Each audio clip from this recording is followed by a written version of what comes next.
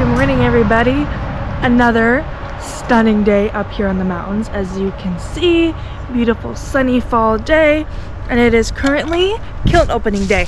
So you got to see that amazing reduction flame coming out of the peephole in the kiln, and Alan and I are about to lift it up this morning, and you get to come along with us.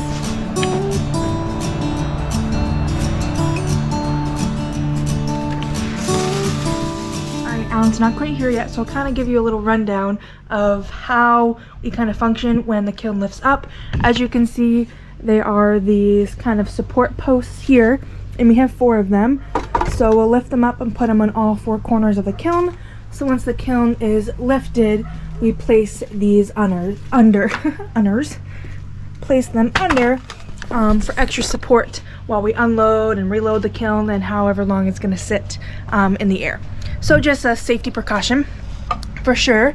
And both of us, as you've kind of seen in the past, but both of us will stand on either side, make sure the kiln's going up nice and safely, and we'll put the posts on, and you'll see the footage of the beautiful stuff that's inside. Good morning, everybody. Well, it's almost the end of October. Who can believe that? And we've got another kiln coming out that we hope will be equally gorgeous to the last one. So let's go ahead and open this up and see what kind of goodies we're going to have for Halloween weekend.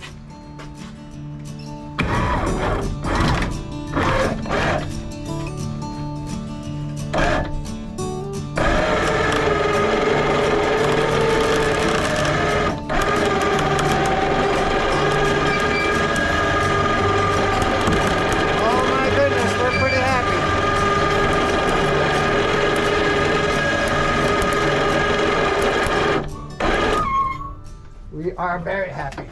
Oh my goodness. Hang on with that one, Evan, until I get this.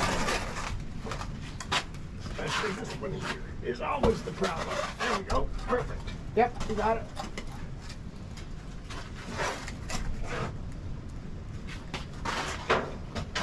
Safety supports are in.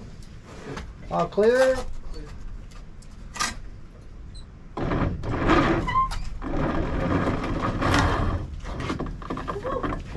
All right, let's check out some of these goodies. Oh my goodness. Take a look at that. Oh my goodness. We are happy. Oh, and we've got beautiful rainbow chum coming out in these. On porcelain, this is just so amazing. I am loving our Virginia grown clay. Look at that. I think the whole idea of it being from your backyard just adds to the whole... Check out this one here. Evan and I were digging a hole for replacing a post in one of our shelters. And in the bottom of the hole, I found this absolutely fine, gorgeous red clay.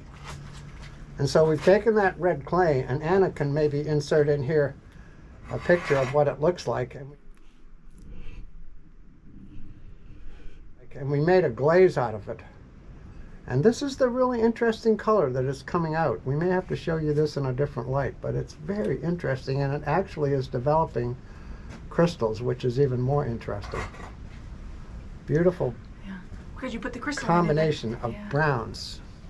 Yeah, we added crystalline to it, just a tiny bit that was left in the bottom of a container. And wow. Is it on a mug? Pretty cool. Go to them. Talk about your stuff. So this is a mug, kind of a test of with that glaze that Alan just described, to see if we could get a new look in the shop. And I'm liking the new looks, guys. We're liking it. We're liking it a lot. All right, I'm going to take you a tour of the kiln. Stay tuned.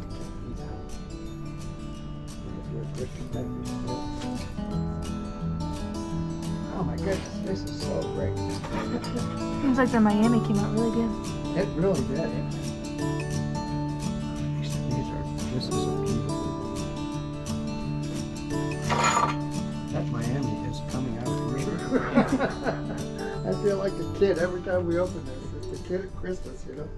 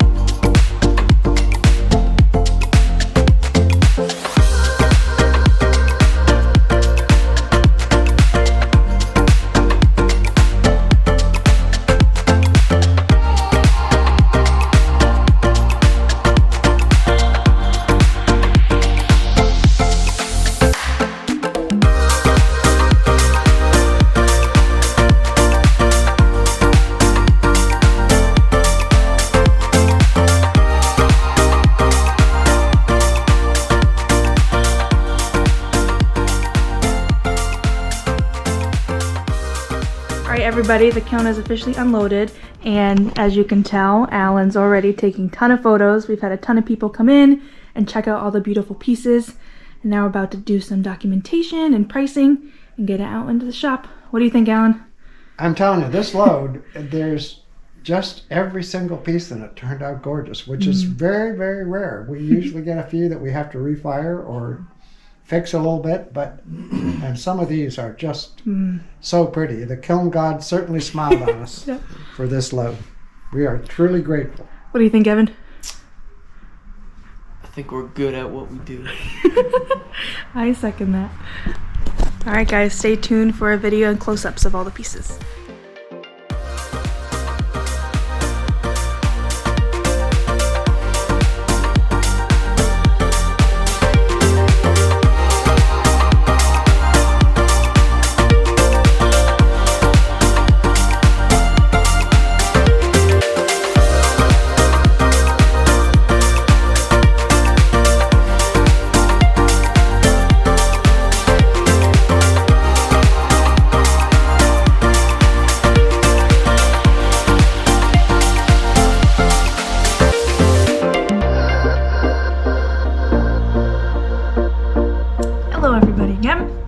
I hope you enjoyed that stunning kiln opening and seeing all of our pots.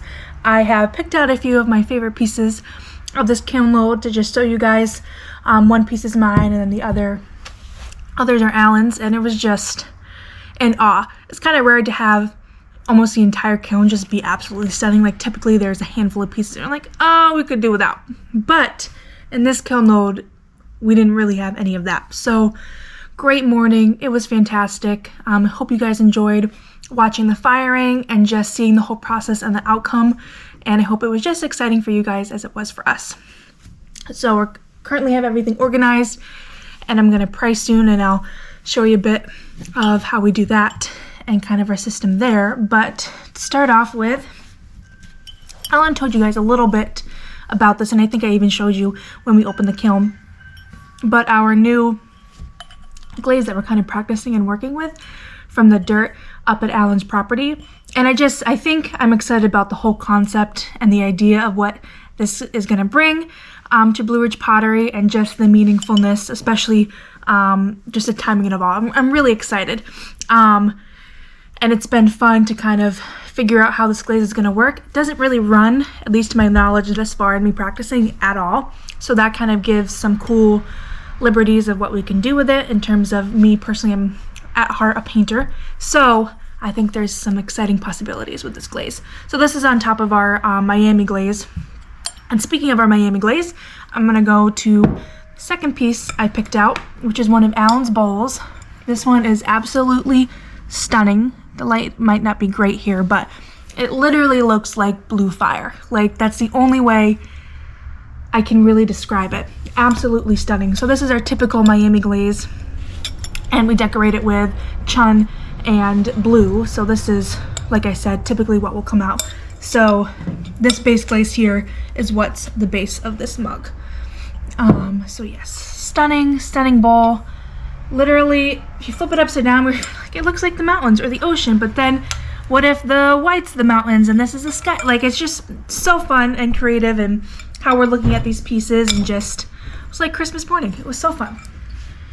Last but not least, this is one of my, I'm gonna say all of them are my favorite, but one that I really enjoy working with is our eggshell with our red glaze on it. And it is just, the lighting isn't great right here. Let me see if I can turn on my handy dandy photo documentation light. There we go. This should work better. Oh yeah. So I'll try not to get a glare, but you can sort of better see the red in there, but it is just stunning. So this is our eggshell, what we call eggshell. And we call it that because if you look closely out, there's kind of like specks, and it literally looks like an eggshell. And we decorate it also with chun, and the way it reacts, it just comes out a gorgeous red. So one of my favorite glazes. Love working with it. A lot of my pieces out of this kiln have the eggshell and chun on it. I'll show you a few of the ones I got that came out with it. These are some of my cross mugs. over the red and literally putting the visual definition to the blood of Christ. So pretty cool. I enjoy it very much. So yeah, so those are a few of the hand-picked items that I particularly loved and admired out of this kiln. You guys pick your own and let us know what you choose. And yeah, so I'm gonna price, and probably tomorrow or the next couple of days we'll get this out in the shop. We don't really rush because it's a great way to get people back in here in the studio and to see our process and where it all comes from. So we like to leave it chilling on these tables for a couple days so people can come back and shop out here and just get a fun experience. So I'm gonna take you and show you our pricing routine, and yeah, come along. All right, I'm currently pricing some of the pieces. I'll show you, this is our lovely book here that I think we started a new label. It's about 3 or 4 years ago. So this has all of our categories of pieces between plates, vases, pitchers, bowls, and it has all of the prices in them. So we'll take from here and then we'll place on the pots. Pretty self-explanatory, but yeah. So that is how we do our things. We have typical categories like plate for plate, bowl for bowl, but we also have a category of gallery, which Alan set up as like the higher end pieces, and those are mostly for his stuff. And those prices range from all different sorts. So you'll see like bowls will have gallery versus bowl, whatever price, and that typically means that they're Alan's work. So yeah, that is how we do our pricing. So it'll take us quite a bit of time because in our kiln we can fit roughly around 500 pieces or around that number. So it takes a bit of time to unload and price and get out in the shop. But that is what we do here.